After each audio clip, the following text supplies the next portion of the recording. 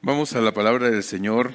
Continuamos con este precioso libro, el libro del apóstol Juan, en su carta, su evangelio, un evangelio muy precioso, muy lindo, de saber cómo Dios va hablando a nuestros corazones de una manera especial, personal. Y siempre la palabra de Dios tiene algo personal que hablarnos a nuestros corazones. Amén, hermanos. Vamos al capítulo 2, versículos 13 al 22. Juan capítulo 2, versículos del 13 al 22. Estos versículos que vamos a estudiar es uno de los pasajes que ha impactado mi corazón. Me gustaría compartírselos a ustedes porque es un tiempo muy bonito, la verdad. Muy bonito cómo Dios nos va dirigiendo nuestras vidas, nuestros corazones, nos va orientando su voluntad. Es agradable estudiar la palabra y vamos a aprenderla hoy. Versículo 13 en adelante, miren lo que dice la palabra. Estaba cerca de la Pascua de los judíos y subió Jesús a Jerusalén. Y halló en el templo a los que vendían bueyes, ovejas y palomas, y a los cambistas allí sentados. Y haciendo un azote de cuerdas, echó fuera del templo a todos, y a las ovejas y los bueyes, y los esparció las monedas de los cambistas, y volcó las mesas.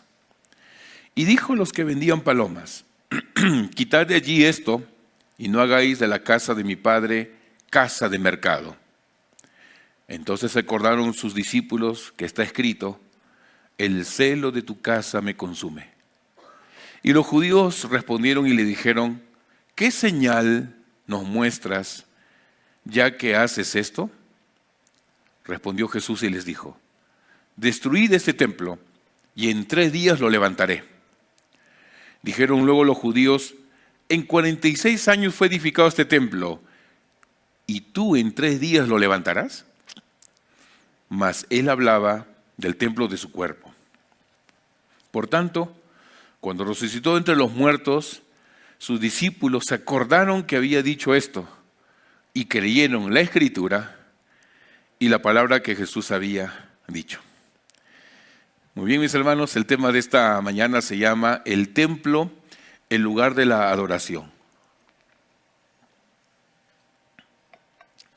Una vez más, para poder contextualizarnos de lo que hoy acabamos de leer y lo que hoy vamos a estudiar, son pasajes bíblicos muy bonitos, mis queridos, porque Jesús estaba empezando su ministerio. Ya se había bautizado, había reclutado a Juan, a Andrés, a Pedro, a Felipe y a Natanael. 5 discípulos ya prácticamente Jesús ya tenía. Y después que pasó todo esto, Jesús lo invitan a una boda. Ya conocemos la historia, las bodas de Caná, más conocidos como las bodas de Caná. Caná era una aldea muy pequeñita y ahí vivía una pareja de novios que probablemente conocían a Jesús. Eran amigos de Jesús, no solamente de Jesús, sino también de María, su mamá, y sus hermanos. Y la Biblia menciona que esta pareja de novios invita a María, invita a Jesús, invita a los discípulos e invita a los hermanos de Jesús. Y Jesús va a esa fiesta de las bodas. También recordar un poco que las bodas en Jerusalén e Israel, en la cultura judía, no es de un día como nosotros celebramos, sino es de 7 días aproximadamente esas bodas. Y la palabra menciona que en cada celebración, nosotros sabemos por cultura israelí, que en cada celebración judía siempre se bebe vino. Y el beber vino, para un peruano puede ser, vamos a tomar hasta las 6 de la mañana, pero para los judíos es una celebración de alegría, es una celebración de honra, de una festividad en la cual alguien está haciendo la voluntad de Dios. Eso era la celebración judía al tomar vino. Entonces, en esta boda de 7 días, estos novios, ya esposos, ya después que se casaron, empezaron a preparar el vino. Y habrán pasado, la Biblia no menciona, pero sí menciona que no terminaba las bodas, porque eran 7 días que se celebraban las bodas, 5 o 7 días, y el vino se había terminado. Qué curioso, ¿no? El vino se había terminado. En ese momento María recuerda que Jesús es el Mesías, porque ya por historia sabemos, los ángeles se le habían presentado a María, el ángel se le había presentado a María, los ángeles se habían presentado a los pastores, y después de un mes vienen los magos y se presentan y le regalan oro, incienso y mirra al Mesías. Esta María había visto a Jesús a los 12 años en el Bar Mishvá, cómo es que tenía tanta sabiduría que los eruditos, los maestros de la palabra de Dios habían quedado impactados con las enseñanzas de Jesús. María ya sabía eso, prácticamente, específicamente, ya sabía que Jesús era el Mesías. Entonces, en base a ello, falta vino, los novios van a quedar sin vino, es una vergüenza para una pareja de novios, en este caso esposos, que el vino se acabe. Era una vergüenza para ellos que a los invitados no les des vino y obviamente todos se regresan a sus casas murmurando que esta boda estaba desorganizada. No sé, qué sé yo. Pero eso era la situación difícil que la pareja de esposos estaba pasando. María se acuerda y se acerca a Jesús, como quien decirlo así, ¿ya? Jesús, falta vino, por si acaso. Como quien decir, no sé tú qué vas a hacer, pero vas a hacer algo. Y Jesús le dice, ¿pero qué tienes conmigo, mujer? No es mi tiempo todavía. Entonces María se acerca a los sirvientes y les dice, hagan todo lo que Él les dice. En ese momento María se va, los sirvientes quedan solos, Jesús queda solo. Jesús se acerca a los sirvientes y les dice, llenen estas tinajas con agua. Y esas tinajas, la Biblia dice que eran tinajas para la purificación. Esas tinajas, hermanos, no eran tinajitas pequeñas como nosotros conocemos, las tinajas de ese tamaño. Eran tinajas de 80 a 120 litros por tinaja, así, más o menos de este tamaño. Y eran 6 tinajas. Y esas tinajas eran de piedra, porque la piedra permitía conservar los líquidos para hacer puras esa agua. Y llenaron todas las 6 tinajas de agua pura. Jesús le dice, muy bien, ¿ya las llenaron? Sí, ya las llenamos hasta el límite, muy bien. Ahora lleven esas tinajas al maestresala. El maestresala recibe las tinajas sin saber que ya se había convertido en vino, prueba el vino y la palabra de Dios menciona que era el mejor vino. O sea, no era cualquier vino, era el mejor vino. Y ustedes saben que un buen vino es a partir de 5 años en adelante, hasta los 30 años es uno de los mejores vinos. Entonces, este maestresala queda impresionado porque en la cultura judía, normalmente cuando habían fiestas, primero se servía el mejor vino y el vino más o menos el inferior ya lo servían al final porque el paladar ya perdía su esencia, entonces podías probar el vino y no te dabas cuenta. No porque la gente ya estaba emborrachada y la gente ya picada ya no se daba cuenta, no. Sino que ya el sabor de la esencia del paladar se había perdido, entonces el vino más inferior se servía al final. Eso era en la cultura. ¿Qué pasó allí? Que este maestresala prueba el vino y dice, un momentito, todos sirven el mejor vino al inicio y al final el inferior, pero tú has servido el mejor vino al final. Y obviamente los sirvientes quedan impresionados porque ellos eran testigos que habían servido agua y después se convierte en vino. Y la palabra de Dios menciona que al final los discípulos observan ese milagro, y creen que Jesús es el Mesías. Ahora, en el domingo anterior, cuando se enseñó la palabra de Dios, el estudio que hicimos acerca de que Dios convierte de lo ordinario en extraordinario, ese fue el tema del domingo anterior. El apóstol Juan no quiso resaltar el milagro del agua en vino, no quiso resaltar eso. El apóstol Juan quiso resaltar en este escrito de la conversión del agua en vino para que la gente, sus discípulos, sus lectores puedan entender que Jesús es el Mesías.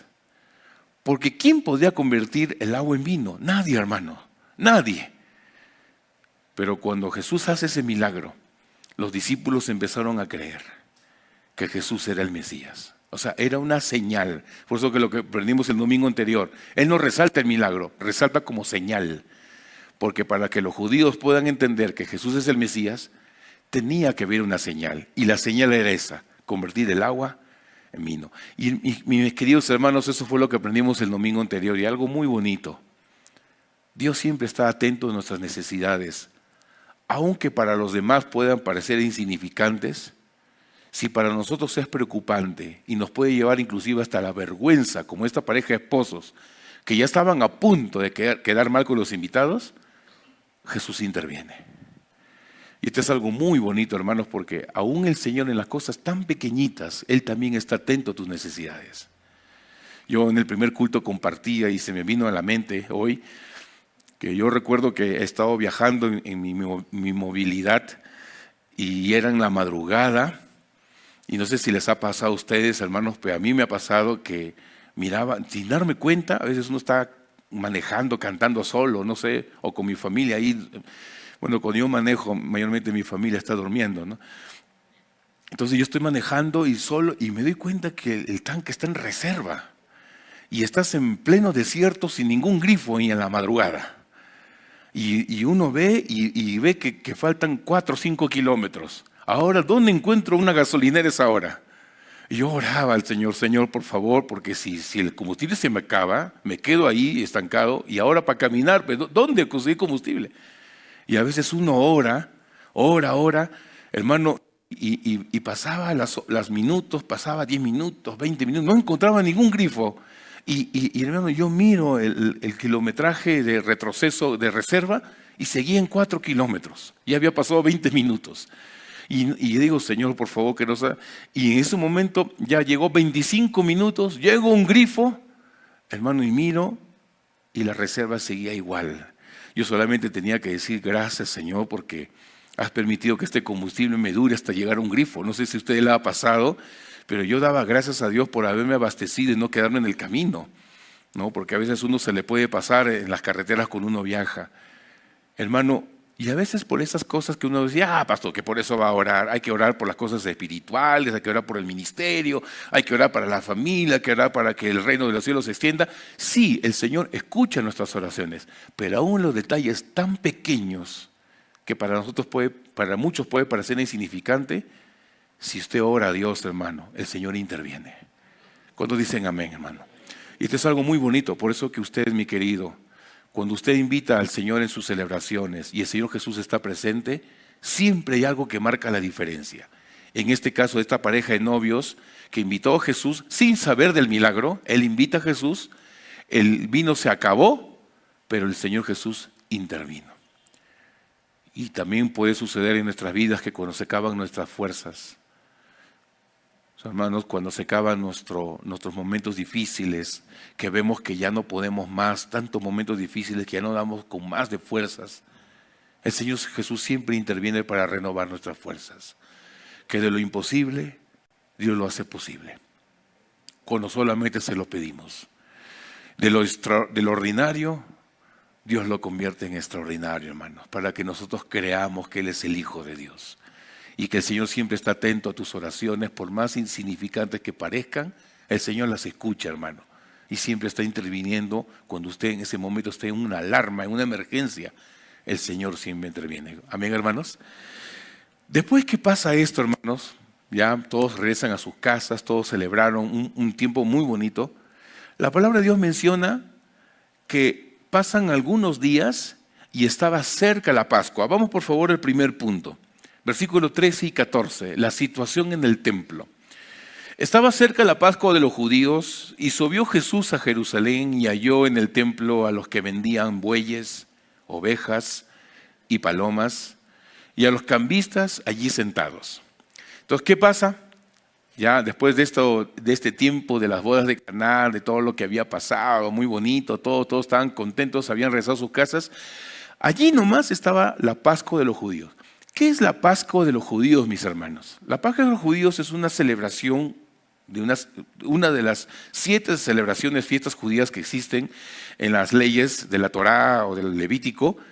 De 7 celebraciones que los judíos celebran, 3 son una de las más importantes. La Pascua, la fiesta del Pentecostés y la fiesta de los tabernáculos. Son 3 fiestas más importantes que anualmente los judíos celebran. Y Jesús estaba prácticamente, sabía que estaba cerca la fiesta de la Pascua y en ese momento Jesús se dirige a Jerusalén y la Biblia dice que sube a Jerusalén. ¿Por qué sube? Porque Jesús estaba en Galilea y Galilea estaba bajo 200 metros bajo el nivel del mar y Jerusalén está en la altura. Entonces Jesús tuvo que caminar desde Galilea a Jerusalén a la altura para irse al templo a celebrar la Pascua judía. Ahora, la Pascua judía es una fiesta donde los judíos recuerdan de dónde los sacó Dios, de la tierra de Egipto. 400 años aproximadamente esclavos, Dios los libera por medio de Moisés, salen de Egipto y se dirigen ahora a la tierra prometida. Los judíos estaban muy agradecidos y el Señor establece como ley que todo judío debe de celebrar la Pascua judía para que recuerden de dónde Dios los sacó. De la esclavitud a una tierra prometida. De la tormenta, de la opresión que los judíos pasaban, ahora van a pasar a un tiempo de paz, de tranquilidad en sus propias tierras, en la cual Dios había prometido a Abraham, Isaac y Jacob. Eso nosotros podemos observar. Entonces Jesús sabía que ya se venía la fiesta judía. Jesús ya sabía que en esa fiesta judía se celebraba la mesa de la Pascua, donde sacrificaban un animal, lo hacían un cordero asado, el cordero, algunas especies amargas que habían allí, algunos vegetales amargos, panes sin levadura y otras cositas más, que cuando la gente comía esa cena, recordaba dónde Dios los había sacado. Comían el cordero y recordaban que que Dios había cuidado a Israel de la muerte de los primogénitos, porque se mataron un cordero y la sangre se empezó a pintar a los alrededores de las puertas. Entonces, cuando el espíritu de muerte llegaba y quería matar a un primogénito en Egipto, a los judíos no les llegaba porque la sangre del cordero estaba allí. Entonces ellos comían el cordero recordando que Dios los había protegido por medio de esa sangre. Comían las cosas amargas porque recordaban los 400 años de esclavitud, los panes sin levadura, para darse cuenta que Dios no se contamina con lo ajeno, con el pecado, con la corrupción. Y ellos comían eso, y eso era la celebración de la cena de la Pascua judía. Jesús sabía que esa celebración era muy importante, y como todo buen judío de Galilea, sube hasta Jerusalén. ¿Por qué en Jerusalén? ¿Por qué tenía que ser en el templo? Porque obviamente el templo era el lugar que Dios había escogido para su adoración. ¿Por qué tenía que subir Jesús al templo, a Jerusalén? Porque el sacrificio del Cordero Pascual debía hacerse solo en el templo. Y era una peregrinación nacional. Jesús conocía esto, entonces Él se va hacia el templo. Pero ¿qué pasa? Llega al templo, ve vendedores, ve bueyes, ve corderos, ve palomas y ve cambistas, ¿no? Y en ese momento, hermanos queridos, ahí podemos observar que esos animales tenían un propósito, porque los bueyes eran animales de mayor valor y se ofrecían sacrificios muy importantes. O sea, si yo iba al templo y antes de entrar al templo para poder hacer un holocausto importante, tenía que antes salir y comprar un buey, porque el buey era un animal muy costoso, la gente pudiente lo compraba y con ello hacían holocaustos de entrega total a Dios, sacrificios de paz y comunión. Yo mataba ese buey para hacer sacrificios por el pecado en ciertos casos, ¿no? Y representaban un sacrificio muy costoso y de gran valor. Esos eran los bueyes. Pero también habían corderos o habían ovejas. Estos corderos eran animales muy comunes para los sacrificios. ¿Por qué? Porque yo compraba un animal cordero y lo sacrificaba y hacía un cordero asado para la cena de la Pascua. Y también lo utilizaban para holocaustos diarios, para sacrificios por el pecado y la culpa y el cumplimiento de mis votos.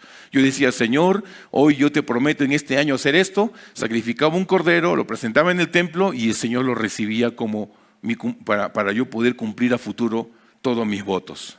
Y las palomas, o las tórtolas, como la Biblia le llama, eran animales de ofrenda permitida para quienes no podían comprar un animal caro o muy costoso, ¿no? Estos animales de las tórtolas, los que eran más pequeños, tenían menos costo. En Levítico capítulo 12 menciona que cuando una mujer daba luz, daba gracias a Dios y ofrecía 2 tórtolas o 2 palomas. Y eso era solamente si tenía baja condición económica. Por eso que Con nosotros observamos que cuando José y María entregan a Jesús al templo en la Bar Mishvá, ellos sacrificaron 2 tórtolas o 2 palomas y lo sacrifican. Y eso muestra que José y María eran de condición humilde, por eso es que ellos van y presentan un sacrificio de 2 palomas. Entonces aquí podemos observar, mis queridos hermanos, que sí, estas palomas también podían usarse en algunos sacrificios de purificación y expiación por los pecados. Entonces, esa era la situación en el templo. Jesús termina las bodas de Caná, se acerca a la Pascua judía, ahora ya me toca ir al templo, de Galilea sube a Jerusalén, llega al templo porque sabe que es una celebración importante para los judíos, para la adoración, y sabía que en el templo era el lugar de la adoración. Y él llega y se encuentra con vendedores, con bueyes, con corderos, con palomas y con cambistas. Vamos al siguiente punto, por favor. Versículos del 15 al 17. El celo del Señor por su casa. La Biblia dice que Jesús ve todo eso y Él empieza a hacer un azote de cuerdas. Echó fuera del templo a todos, y las ovejas y los bueyes, y los esparció monedas de los cambistas, y volcó las mesas. Y dijo a los que vendían palomas: quitad de aquí esto, y no hagáis de la casa de mi padre casa de mercado.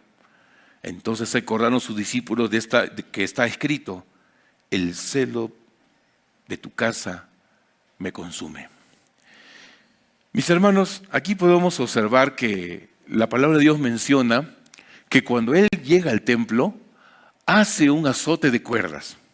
O sea, no es que Jesús estaba en Galilea y vamos a celebrar la Pascua judía, vamos, ¿dónde? Al templo, sí, tenemos que ir al templo. Oye, pero Jesús, ahí están vendiendo buey, están haciendo negocio, ya como que la cosa se está distorsionando. ¿Así? Ah, no. Y, a ver, tráigame todas las pencas que puedan. A ver, tráigame azotes acá, de esos buenos, de los romanos, esos que tienen púas. Y vamos a sacar a todos esos cambitos. Y con su látigo caminando hasta Jerusalén. No, hermano. La Biblia dice que Él llega al templo y se encuentra con esa sorpresa. Que dentro del templo, un lugar de adoración se había convertido en mercado. O sea, el propósito que tenía el templo para adorar a Dios se había convertido en un lugar de negocio, de intereses, de corrupción por los sacrilegios de los líderes religiosos que se aprovechaban con la finalidad de ganar más dinero por la culpa de los pecados. Jesús llega, se encuentra con ese escenario y la Biblia dice que haciendo. Esta palabra haciendo significa que cuando Jesús ve todo ese escenario se indigna y en ese momento coge las cuerdas y los empieza a trenzar, porque había muchas cuerdas ahí, porque con esas cuerdas se amarraban a los animales. Y en ese momento hace una trenza de cuerdas, porque dice la Biblia, hace un azote de cuerdas. O sea, coge varias cuerdas y las entrenza para hacer un azote. Y en ese momento, hermano, la Biblia dice que bota a todos los bueyes, las ovejas y las palomas. Obviamente no podía botarlas con las cuerdas, pero sí le dice a los que venían palomas: suelten esas palomas, porque mi casa no es casa de mercado. Y permíteme decirles una vergüenza ajena. No, vergüenza ajena no, vergüenza mía, hermano. Antes yo recuerdo que años atrás yo pensaba que Jesús había cogido el látigo y a todos los cambistas y a los comerciantes le daba ¡pla, pla! No, se hace esto, no. Y en ese momento, ¡ay, ay! Y todos los ¡ay, ay, ay! Y a todos les dio chicote. Hermano, no fue así. ¿Saben por qué? Porque acá la Biblia dice que les dijo a los que vendían palomas: quitad de aquí esto. Quiere decir que Jesús no usa la violencia contra las personas, sino que con las cuerdas era la única forma de botar a todos los animales. Yo recuerdo que una vez intenté, me dijeron: ¿puedes llevar ese animal? Era un animal grande, un ganado grande. ¿Puedes llevarlo afuera? Me dijeron así. Yo pues, como no conocía mucho eso, yo estaba así: ¿lo toco o no lo toco a ese animal? Decía yo. Y el animal así, ¿no? Yo así. Oye, no se mueve. Y no, Jorge, me dice: así no es. Tienes que coger un palo y va a moverlo así y el animal recién se mueve. Eso significa que Jesús, cuando hace un azote de cuerdas, eso quiere decir que el Señor Jesús estaba con el objetivo de botar a todos los animales, no de darle chicotes a los que vendían, sino de botar animales. Por eso es que cuando vea palomas, a las palomas no las puedes botar con el chicote, con el azote, pero sí le dicen a los que venden palomas, retírenme esos animales. Eso da una enseñanza que Jesús no golpeó a personas, sino golpeó animales, pero como ve palomas, entonces a los vendedores de palomas no les dio el azote, sino sencillamente les dijo, sáquenme esos animales de aquí, porque mi casa no es casa de mercado. Mis queridos hermanos, con eso nosotros podemos observar que el Señor Jesús con indignación bota a todos los animales y bota a todas las palomas, no usando la violencia contra las personas, sino echando a todos los animales del templo. ¿Por qué? Porque prácticamente el templo, que era un lugar de adoración, se convierte en casa de mercado. Había perdido el propósito. Hermanos queridos, con esto podemos observar que sí, el celo de la casa lo consumió. ¿Y qué representa el azote? ¿Qué representa el azote de cuerdas? Es un instrumento improvisado. En ese momento él arma el azote. No es que fue ya pensando que iba a azotar a la gente o iba a azotar a los animales. Él llega y se encuentra con la sorpresa. Y en ese momento, hermanos, toma medidas correctivas. No preventivas, correctivas, porque el hecho ya se había suscitado en cuanto al pecado de la corrupción. Porque nosotros sabemos que los líderes religiosos permitían el mercado dentro del templo, porque habían comisiones, había dinero. Sabían que por los sacrilegios ellos tenían que cobrar con la finalidad de ellos llenarse los bolsillos. No sé si ustedes recuerdan los líderes religiosos que entraban en las casas de las viudas y hacían largas oraciones, pero se devoraban a todo lo que las viudas tenían, porque estos judíos ricos habían muerto, quedaba toda la herencia para la mujer, pero como la mujer no sabía dominar los negocios de este hombre judío rico, ahí donde entraban los líderes religiosos y decían, no te preocupes, mira, vamos a orar por ti, dame todos tus bienes, nosotros los administramos y nosotros oramos por ti. Y eso es lo que hacían los judíos corruptos, porque el dinero era lo que les fascinaba, las ganancias deshonestas. Por eso Jesús les dice víboras, les dice son como lobos, son como animales salvajes que devoran a las viudas, porque eso eran lo que hacían los líderes religiosos, aprovechándose de la gente para llevar más dinero y metérselos a los bolsillos. Y eso era lo que pasaba. Había mucha corrupción. O sea, que el templo que había sido dedicado al Señor, a la adoración, a la purificación, al perdón de los pecados, a la celebración de donde Dios los había sacado, se había convertido en un mercado. Había perdido el propósito. Es allí donde el Señor Jesús arma un látigo en ese momento y expulsa a los animales y desaloja a todos en el lugar. Y esta autoridad, hermanos, simboliza a Dios como el único Dios que tiene la potestad y el único Dios quien puede hacer juicio. Esta es una acción, hermanos, que fue una señal profética. En el Antiguo Testamento los profetas realizaban actos simbólicos para comunicar un mensaje de Dios. En este caso, Jesús, al limpiar el templo, estaba mostrando que Dios rechaza completamente la corrupción y el uso indebido del lugar destinado a la adoración. Por eso los discípulos observan eso y recuerdan lo que estaba escrito en el Antiguo Testamento, ¿no? Cuando dice la palabra del Señor, y esto es precioso, ¿no? El celo de tu casa me consume.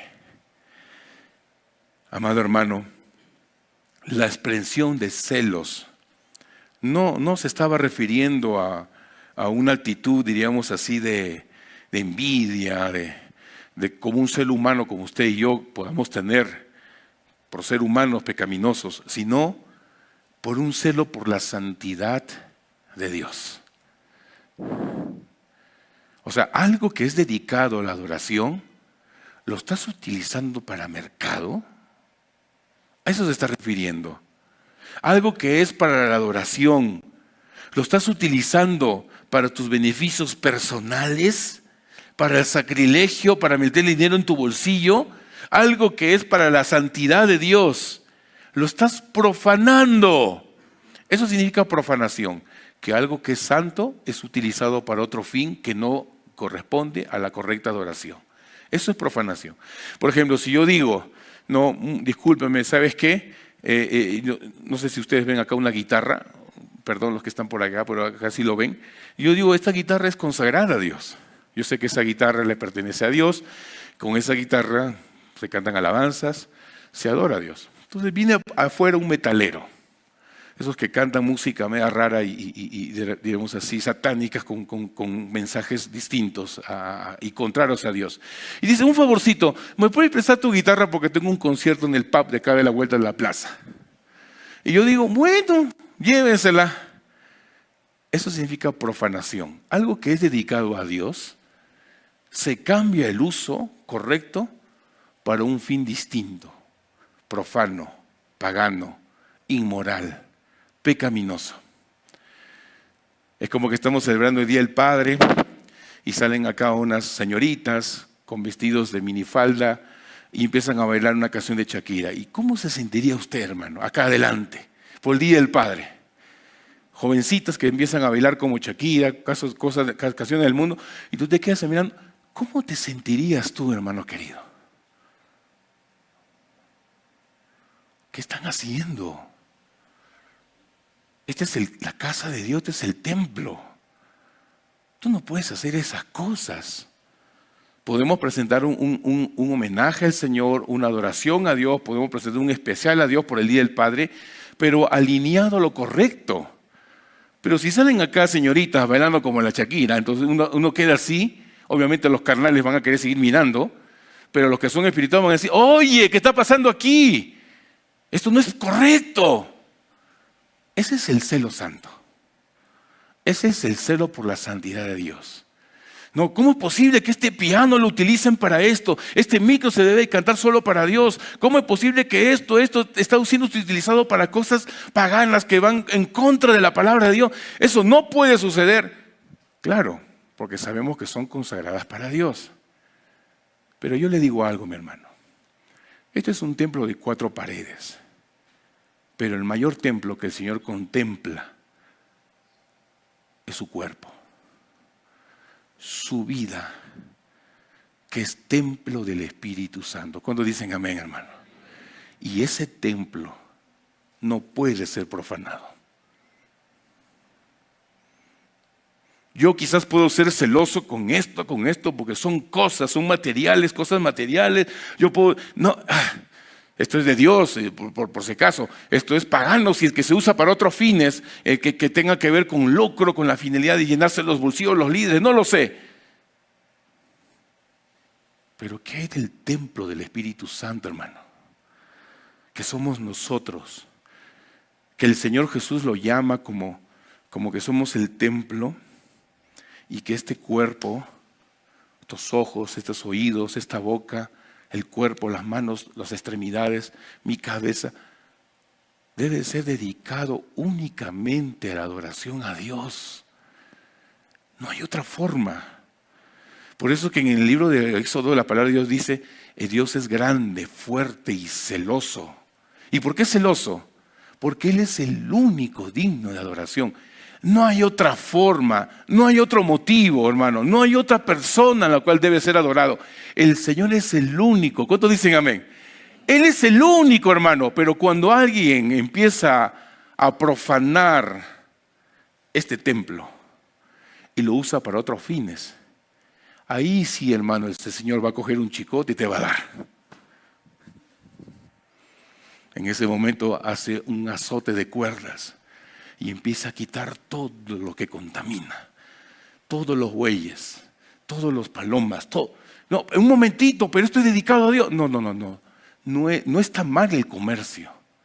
Lo que está mal es el corazón. Porque la verdadera adoración se había distorsionado en el templo y se había convertido en un mercado, amado querido. Y eso es lo que el Señor en esta mañana puede hablar a nuestros corazones. Nosotros somos templo del Espíritu Santo y no puede ser profanado. Si este cuerpo, estos ojos, estos oídos, esta boca, estos pies, todo mi cuerpo le pertenece al Señor, hermano, y Él es el único digno de ser alabado y adorado, no lo puedo profanar.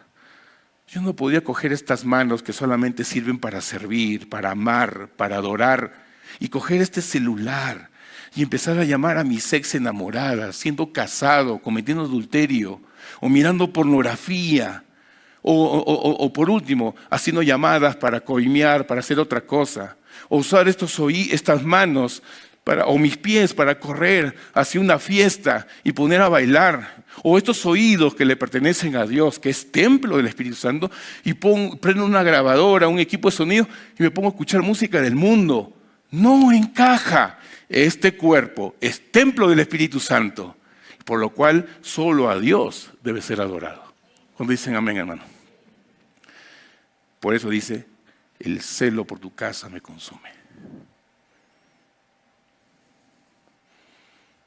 Esta expresión de celos es un celo por la santidad de Dios. Es un celo donde muestra el juicio contra la profanación del templo. Una autoridad mesiánica actuando como quien tiene derecho a corregir lo que ocurría en la casa de su padre. ¿A quién expulsa? ¿A los vendedores? ¿A las ovejas? ¿A los bueyes? Esparce a los cambistas. ¿Por qué a los cambistas? ¿Qué tienen que ver los cambistas acá? Porque uno puede decir, ¿pero qué tiene que ver el cambista? Si el cambista no tiene algo que ver, algo directo con la profanación. El cambista es cambista. ¿Por qué? Porque el judío, por cultura judía, muchos venían del extranjero con monedas romanas, que en estas monedas romanas decía en la moneda la cara del César, y el César en la cultura romana era dedicado como el único Dios. Y a la vuelta habían algunas imágenes de dioses grecorromanos que existían en la época. Entonces el judío decía, no, con estas monedas tú no puedes, diríamos así, comprar algo, porque son monedas sucias, monedas que muestran la idolatría. Entonces, ¿qué hacían los cambistas?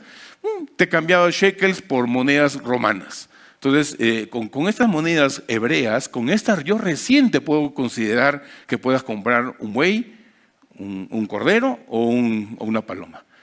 Y entonces, es como que yo vengo con los dólares y el sol es la moneda santa. Y yo digo, ¿sabes qué? ¿No puedo comprar con dólares? No, porque ahí está el triangulito medio raro en el dólar, así que tú tienes que darme los soles. Entonces, ¿qué hacía yo? Cambiaba los dólares por soles. Entonces, con soles, yo recién compraba los animales para el sacrificio. Algo así. Ojo, no estoy diciendo que el dólar es lo que tiene este mal, ¿no?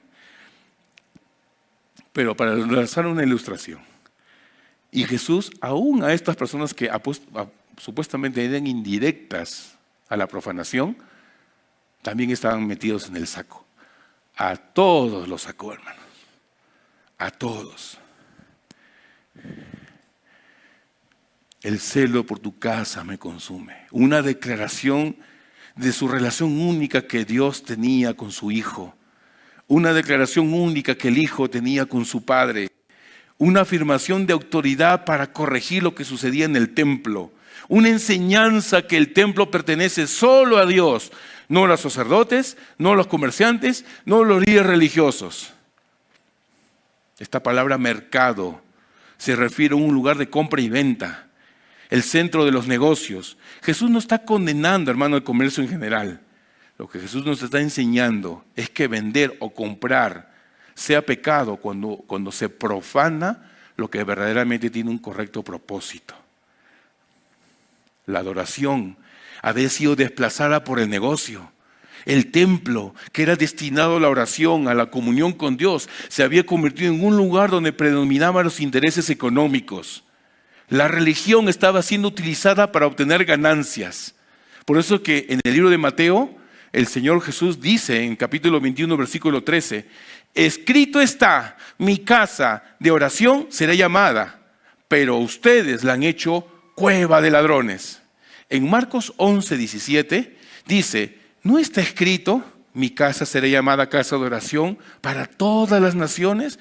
Pero ustedes la han hecho cueva de ladrones.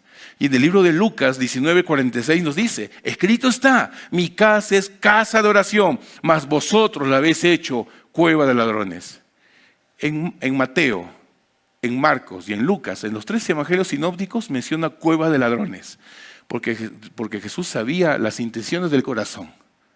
Pero en el libro de Juan no dice cueva de ladrones, dice casa de mercado. Muchos estudiosos piensan que han sido distintas, diríamos así, distintas escenas, porque esto ocurre al inicio del ministerio de Jesús. Y cuando habla en los 3 evangelios sinópticos, habla del final del ministerio de Jesús. Pero y otros mencionan que han sido la misma escena. Pero sean fueras escenas, o sea la misma escena, mi querido hermano, sea cual sea, el final era que Jesús estaba denunciando la corrupción del culto. Los discípulos ven esa escena y se acuerdan lo que estaba escrito. El celo de tu casa me consume. Eso del celo de tu casa me consume significa que Jesús amaba profundamente la santidad del templo. No podía permanecer indiferente cuando la adoración es corrompida. Defendía el honor, defendía la gloria de Dios. Y cuando dice me consume, esta palabra me consume tiene una terminología griega que dice me domina, me absorbe, me impulsa por completo. Cuando dice, como quien decir, mi amor por la casa de Dios es tan grande que no puedo quedarme de brazos cruzados cuando es profanada. Y quizás muchos de nosotros podemos tener esa actitud frente a las cosas de Dios y espirituales, y a mí me parece excelente, mi querido hermano. Pero más que mirar afuera, tenemos que mirar por dentro. ¿Cómo está nuestra casa, nuestro cuerpo, que es templo del Espíritu Santo?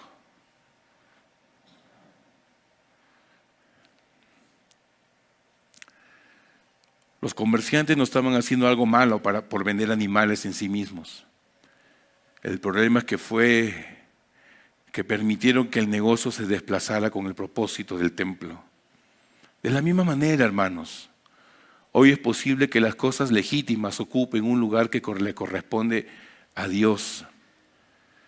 Porque quizás podemos estar, hermanos, de una u otra forma teniendo estas observaciones que me parecen bien en el sentido de ser celosos por las cosas de Dios. Pero antes de mirar allá, tenemos que primero mirar acá. Este templo que es templo del Espíritu Santo, está siendo correctamente direccionado a la adoración. Y cuando hablo de adoración no me refiero a venir a la iglesia y cantar a Dios alzando las manos solamente. O no me refiero a que cuando estás cocinando, estás escuchando música cristiana y estás cantando, por eso estás adorando. Porque nosotros conocemos que la verdadera adoración, mi querido, la verdadera adoración se da una vida en comunión con Él, en buen testimonio. Esa es la mejor adoración que un cristiano puede presentar delante de Dios, porque ha reconocido que el templo somos nosotros y que el Espíritu Santo mora aquí adentro. Por lo cual debe ser usado de manera correcta. Y esto es algo muy precioso, porque el templo del Espíritu Santo también puede ser profanado con la corrupción del pecado, puede ser profanado con la inmoralidad sexual, puede ser profanado con la avaricia, puede ser profanado con la dejadez y la idolatría, por buscar otras cosas encima antes que a Dios. Este templo puede ser profanado también, mi querido hermano, cuando hay maledicencia, cuando empiezo a hablar mal de otros, cuando empiezo a murmurar, a chismear, cuando empiezo a criticar, cuando empiezo a causar división. También estoy profanando este templo, porque esta boca debe hablar palabras que edifiquen, no que dividan. Cuando este templo, hermanos, es consagrado a la inmoralidad sexual, mirando lo que no debo de mirar, o escuchando lo que no debo de escuchar, o utilizando este templo para otros fines, mas no para los fines que deben ser correctos. Es la correcta adoración, mi querido. Es algo muy precioso en la cual el Señor nos quiere transmitir con esta enseñanza. Y el celo por la casa del Señor siempre va a ser que el Señor va a observar nuestra vida y va a armar un azote de cuerdas, hermano. Porque la voluntad de Dios es que no es que su casa quede así. No es que el Señor Jesús ve y dice, ¡qué barbaridad! No, me retiro, discípulos. Señor Jesús, ¿a dónde te vas? No, síganme, me retiro. Y todo se queda ahí profanado y no hace nada. El Señor hace un azote de cuerdas.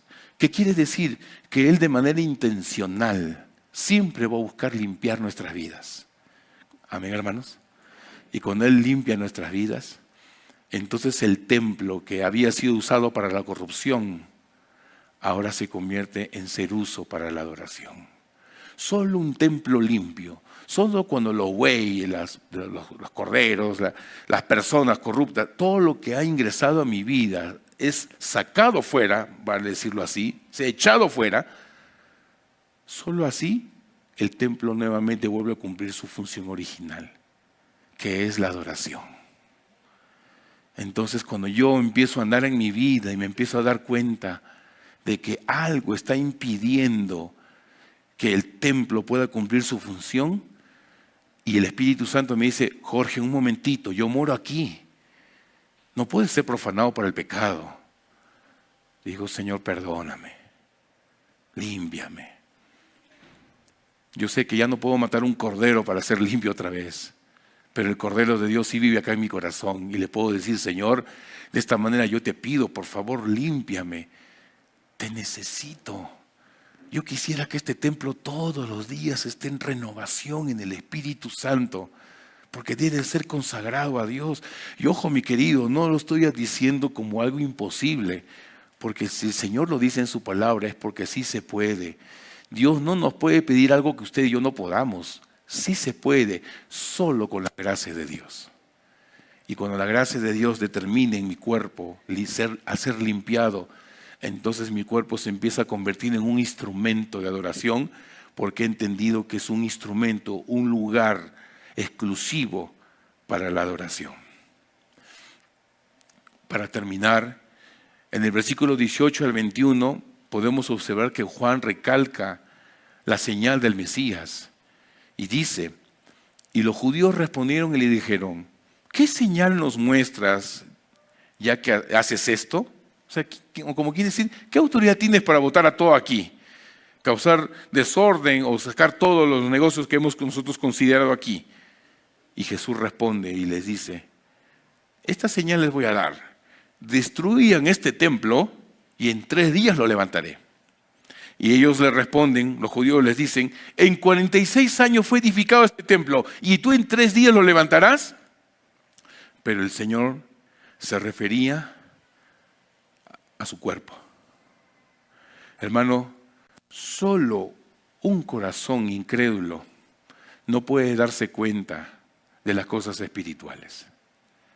Solo un corazón que está lejos de Dios no puede darse cuenta de los propósitos en los cuales ha sido correctamente destinado. Si yo entiendo, yo le creo a mi Señor Jesús. ¿Cuántos creen acá, hermanos queridos? ¿Cuántos dicen amén? Hermano, me haya dicho o no, yo sé que usted cree, pero fuera de eso, si yo creo en el Señor, yo le creo, no voy a hacer esta pregunta. ¿Con qué señal me haces esto? Pastor, disculpe, pero usted ¿con qué autoridad me dice que yo no debo escuchar lo que ya estoy escuchando por años? Pastor, ¿usted con qué autoridad me dice que no debo hacer esto, que no debo hacer el otro? Caramba, yo tengo que ser libre. Yo sí amo a Dios, yo sí adoro a Dios, yo sí le creo a Dios, pero ya creo que sus palabras ya me suenan como regla y una norma ya muy estricta. Los incrédulos dicen eso, hermano. ¿Con qué señal haces estas cosas? Y miren, el Señor Jesús, muy objetivo. Esto me gusta. Este templo será destruido, va a ser destruido, pero en 3 días lo levantaré. Y obviamente una persona incrédula no va a entender las cosas espirituales. 46 años ha sido construido este templo y tú en 3 días lo levantarás. Y Jesús se refería a su cuerpo. Por eso dice la palabra que después, que cuando pase el tiempo y Jesús muere en la cruz, y resucita al tercer día. Ellos creyeron. Se refería a su vida, a su cuerpo. Se refería a la resurrección de los muertos. Y allí es donde los discípulos empiezan a creer. Por eso, mi amado hermano, todo aquel que cree observa las cosas y las discierne espiritualmente. Definitivamente una reflexión para nosotros la iglesia. Versículo 22, el último punto. La resurrección llega a ser nuestra razón para adorar. Por eso es que los discípulos, cuando se integran, hermanos, se acuerdan que había sido dicho esto, creyeron en la Escritura y la palabra que Jesús había dicho. Tú eres el Mesías. Por eso hiciste esta señal, que el templo será destruido y al tercer día será nuevamente reedificado. Eso significa que haber botado todo lo impuro, todos los bueyes, todo, es porque tú tienes la autoridad, Señor. Es porque tú eres el Mesías, el Señor, el único digno de ser adorado. Y si tú me has dado este privilegio que mi cuerpo se convierte en un lugar de adoración, pues que así sea, mi Señor. Y si tú tengas que escoger el chicote y sacar lo que tenga que salir, haz lo que tengas que hacer con mi vida, porque yo quiero que mi vida se convierta en un centro de adoración. Amén, hermanos. En conclusión, cuando Jesús limpió el templo, hermano, nos enseñó que la casa de Dios fue diseñada para la adoración y no para la corrupción. Hoy este mensaje también se puede aplicar a nosotros, porque nuestra vida es templo del Espíritu Santo. Así como Jesús quitó todo lo que estaba ocupando el lugar de Dios en el templo, Dios también quiere quitar de nuestro corazón todo aquello que contamina nuestra relación con Él. Yo podría hacerme una pregunta: ¿qué es lo que está contaminando mi corazón que me impide adorar como debe de ser? ¿Qué es lo que está reemplazando que mi cuerpo ahora se está yendo para ese lado, cuando mi cuerpo debe ser destinado solo para adorar, para mostrar un buen testimonio, para mostrar el carácter de Cristo, para mostrar que la demás gente conozca a Dios, para llevar a muchas personas a Cristo? Mi cuerpo debe ser un instrumento para, como sacerdote, de llevar a la gente que no conoce a Dios, llevarlos a Dios. Ese es el objetivo de mi cuerpo. Ese es el objetivo del templo: adorar, cumpliendo la voluntad de Dios de llevar a los perdidos a Cristo. ¿Qué es lo que está contaminando mi relación con Él? ¿El pecado? ¿El orgullo? ¿El rencor? ¿La hipocresía? ¿El hablar mal de los demás? ¿O algo que pueda alejarnos de su presencia? Amado hermano, así como Jesús limpió el templo, hoy también quiere limpiar nuestro corazón. Amén, hermanos. Porque ahora hemos entendido que somos el lugar donde Él habita. Nuestra vida debe ser un templo de adoración en cada área de nuestra vida, empezando por casa, mi querido. Que tus manos puedan abrazar a tus hijos, que tu boca pueda corregir con amor a tus hijos y también con firmeza. Que tus ojos puedan mirar con gracia, no con ira, cuando los hijos se portan mal. O cuando yo veo que la esposa me corrige y yo me lleno de ira. No, un momentito, no. Este cuerpo es para adorar. Gracias, esposa, por tu corrección. Gracias, esposo, por tu corrección. Gracias, papá, porque Dios me ha dado tu vida. Gracias, mamá, porque Dios me ha dado tu vida para yo obedecerte y honrarte.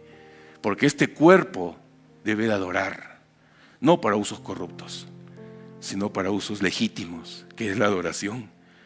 Entonces mi vida se convierte en un templo de adoración en cada área, en mi trabajo, en mis estudios, donde yo estoy. No es una cueva donde el pecado encuentra espacio, sino que yo permito que Cristo me purifique cada día. Mis pensamientos, mis acciones, mis decisiones reflejen su presencia y glorifiquen a Dios, porque mi vida es el templo de la adoración.